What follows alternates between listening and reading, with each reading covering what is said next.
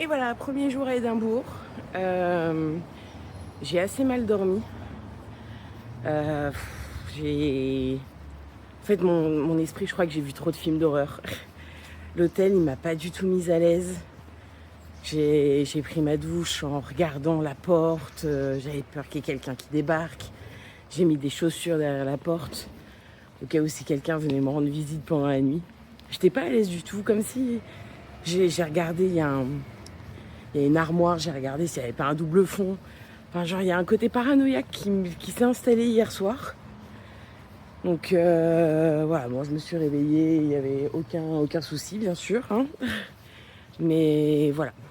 Bon, en fait, je me rends compte que il y a énormément de choses à faire à Édimbourg. Énormément. Donc, on est dimanche, je repars mercredi. Et je crois que j'aurai pas le temps de tout faire, de tout visiter. Je pense que pour Édimbourg, pour bien en profiter, il faut se faire une semaine. Je pense qu'une semaine, c'est bien. Là, même 4 jours, je vais voir les principales attractions, quoi. Et on va commencer la journée. Allez, c'est parti! Et je commence ma journée par le zoo d'Édimbourg. Et je découvre rapidement quelque chose à propos de la ville. On est au zoo. Et j'en peux plus. C'est un zoo qui est sur une sorte de... Alors, c'est pas une colline, parce que c'est quand même un peu plus dur. Mais putain, les tibias dès le matin, là... Technique, on m'a dit, c'est de monter tout en haut pour après redescendre et chiller tranquille. Mais alors la montée, putain. Eh oui ma vieille, ça va être encore que de la montée et de la descente pour les prochains jours. Bon, on m'a dit qu'il fallait monter pour voir aussi le panorama. Mais bon, pas convaincu hein. En attendant de constater que ce n'est pas encore pour aujourd'hui que je vais laisser mon cardio de côté, j'apprends qu'un animal s'est échappé et évidemment, fallait que ça soit moi qui tombe dessus.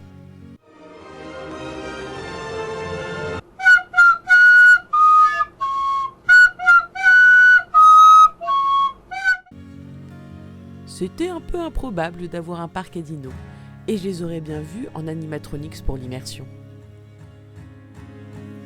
Je poursuis ma promenade dans ce vaste zoo, tout en prenant conscience qu'à force d'en visiter à chaque voyage, un certain malaise s'installe. Les animaux sont fascinants, oui, mais chez certains, une forme d'ennui ou d'abattement transparaît. Je me demande alors ce qu'ils peuvent bien penser, est-ce qu'ils sont heureux ? Bon, je suis peut-être un peu trop empathique. Eh bah, les joies de la nature.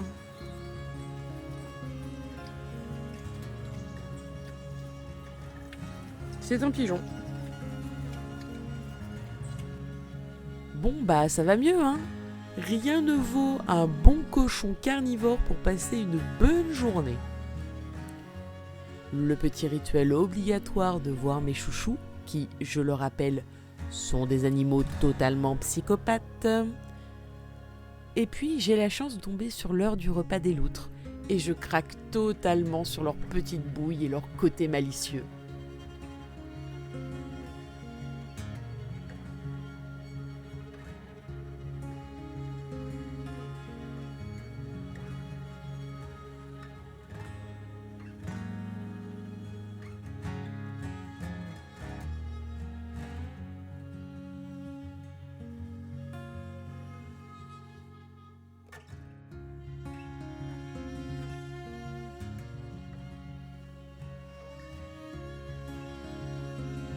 Après cette visite qui m'a bien duré quelques heures, je reviens vers la capitale pour continuer la découverte.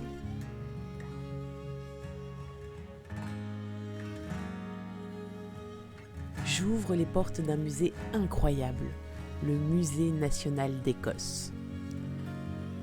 Né de la fusion entre deux musées, ce musée propose une quantité énorme de collections sur plein de sujets différents. Il y a la science et la technologie, avec des pièces surprenantes. Coucou Dolly. L'histoire naturelle, avec une panoplie gigantesque d'animaux.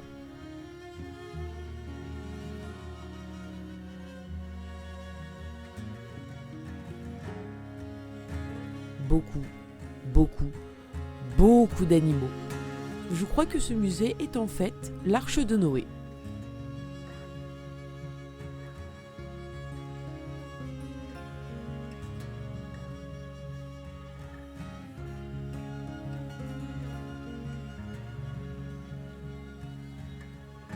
Il y a la géologie, avec ses pierres semblant venir d'ailleurs.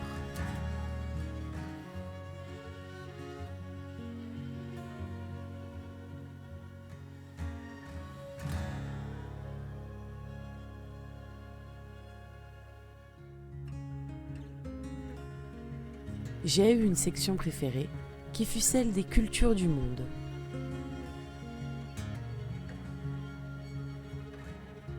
Il y avait tout un tas de costumes traditionnels par pays.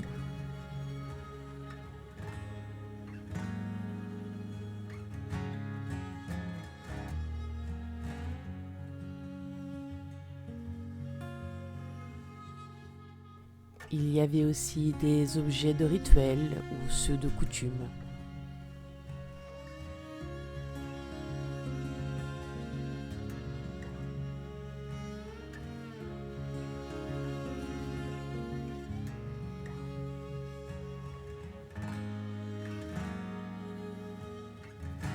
D'un seul coup, j'entends un grand vacarme qui résonne dans le bâtiment et j'arrive à trouver la source. Une horloge Millennium de plus de 10 mètres de haut créée par 4 artistes. Ces détails sont impressionnants. Chaque petite pièce qui l'en compose raconte une partie du folklore et de l'histoire slave. Et infatigable, elle sonne toutes les heures depuis le 1er janvier 2000. Je crois que ma pièce préférée fut cette statue d'ange, faite d'argile et d'or. Ce musée est impressionnant par son bâtiment, avec cette grande verrière. Et il faut, je pense, y passer une matinée, voire une demi-journée, pour en profiter un maximum. Comme je l'avais déjà dit, les musées sont comme un pêle-mêle de plein de choses incohérentes entre elles. Mais dans ce musée-là, c'est tellement bien agencé, ce qui fait qu'on n'est pas étourdi par le mélange des thèmes. Pour cette fin de première journée, je me mets à flâner dans le Royal Miles, qui est l'artère principale de la vieille ville.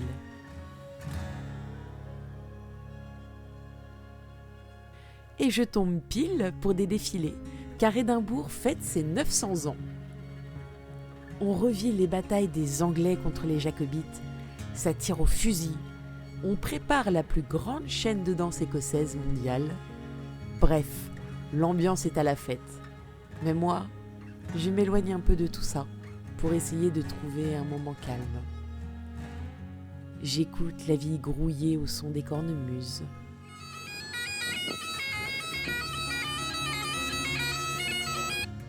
Aux rencontres insolites faites sur le chemin. Puis je m'engouffre dans des closes, qui sont des petites ruelles qui servaient à relier la rue principale avec les habitations. Ce sont les veines secrètes de la vieille ville, même si moi j'appelle ça tout bonnement un coupe-gorge. Et je finis par me laisser porter là où mes pas me mènent.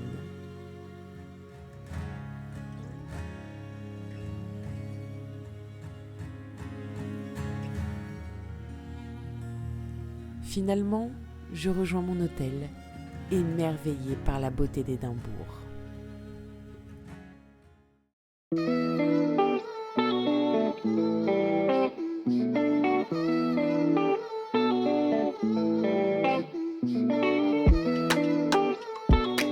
Un peu éloigné du centre, Dean Village est une petite bulle de calme dans l'euphorie de la ville. Au XIVe siècle, il était nommé le pauvre village, dû à une mauvaise réputation. Mais désormais, c'est devenu le quartier résidentiel le plus prisé et cher d'Édimbourg. Puis, je me dirige vers le Greyfriars Bobby. Bobby était le nom donné à un petit chien, et selon l'histoire, il aurait monté la garde jusqu'à sa mort sur la tombe de son maître pendant 14 ans. Le voisinage ému le nourrissait et le protégeait. La ville adopta même une loi spéciale pour lui éviter la capture, car normalement les chiens errants sont abattus. Dans ce cimetière, on peut retrouver des noms qui ont inspiré la saga Harry Potter, comme McGonagall ou Jedusor. Ce cimetière est censé être l'un des endroits les plus hantés d'Écosse. Des ghost tours sont même organisés la nuit, mais il y avait tellement de chahut autour de moi que je n'ai pas pu m'imprégner du lieu. La pluie commençant à tomber, je me suis réfugiée dans la petite église centrale qui était très mignonne. Et pour une fois, je n'ai aucune anecdote sur ce lieu.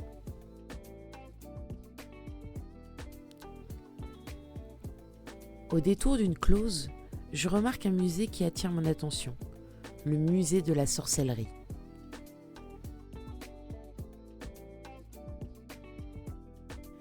C'est un musée très théologique et historique sur pas mal de formes de religions alternatives, avec les druides, les wiccans et j'en passe.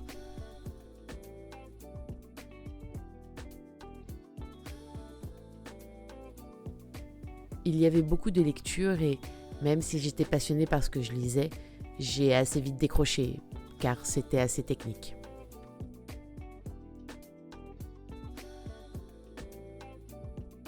On peut même y trouver un petit chat, retrouvé momifié dans les murs qui veillent sur le musée. Puis, je me dirige vers la cathédrale et là, quelle claque! En franchissant le seuil, la splendeur du lieu me coupe le souffle. Elle fut fondée au XIIe siècle. Elle est dédiée à Saint Gilles, un saint français vénéré au Moyen-Âge. C'était le patron des lépreux, des mendiants et de la ville d'Édimbourg.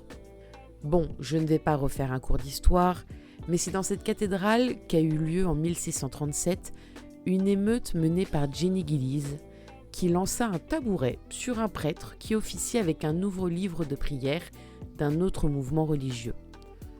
Ce fut les prémices de la première révolution anglaise de 1642, soit 5 ans plus tard. Si la bâtisse est incroyable, la chapelle l'est encore plus. La pièce n'est que dentelle de pierre et de bois, ce qui fait de cet endroit mon endroit préféré de tout Édimbourg. Et je me redirige vers le Royal Miles pour voir le fameux musée d'Harry Potter. Et bah ça n'en vaut pas le coup.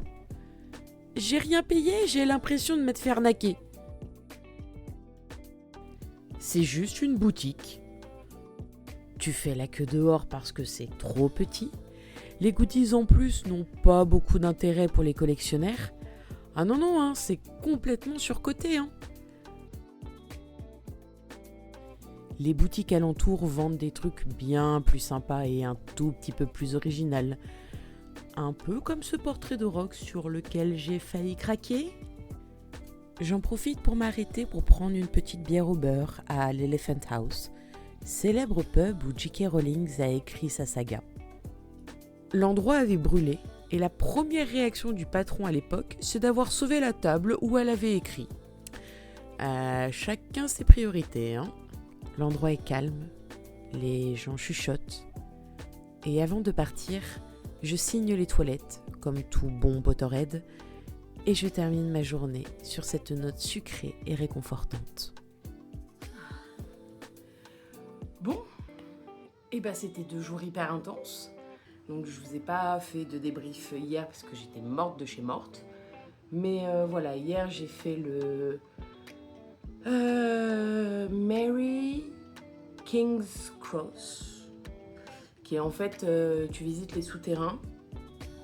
J'ai absolument rien compris. C'était de...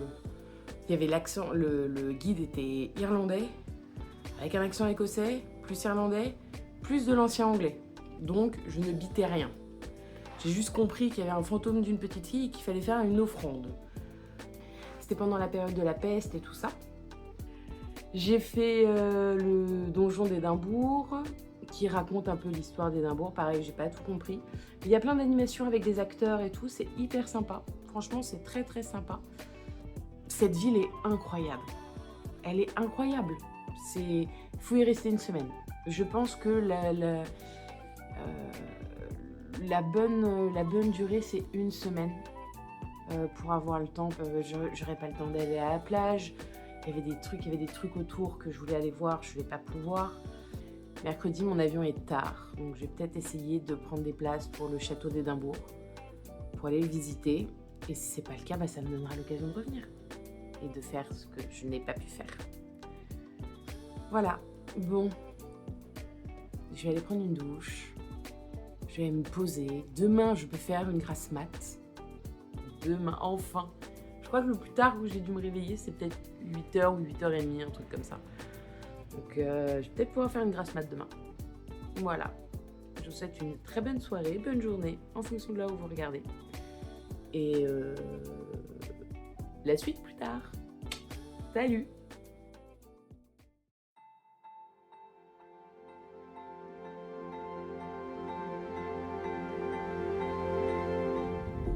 Pour mon dernier jour, je me rends au château d'Édimbourg pour y passer les dernières heures qu'il me reste en terre d'Écosse.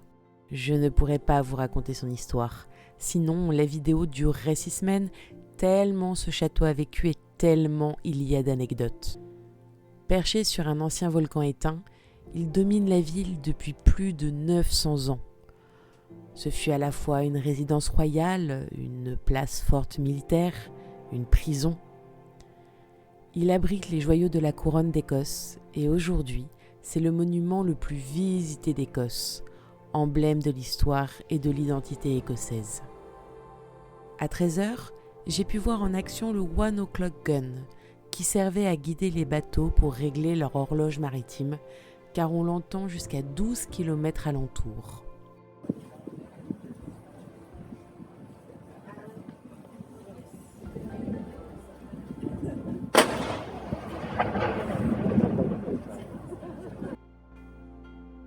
Et pourquoi 13h au lieu de midi ?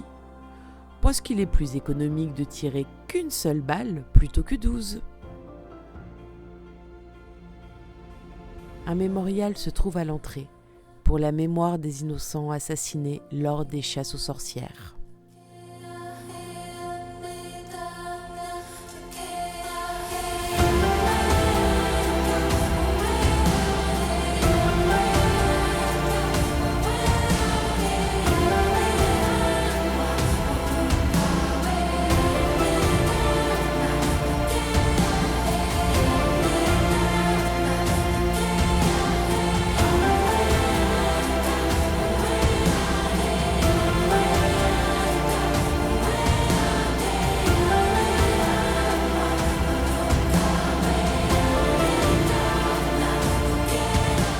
Mangeant mon dernier aiguise, je me prépare à dire adieu à l'Écosse.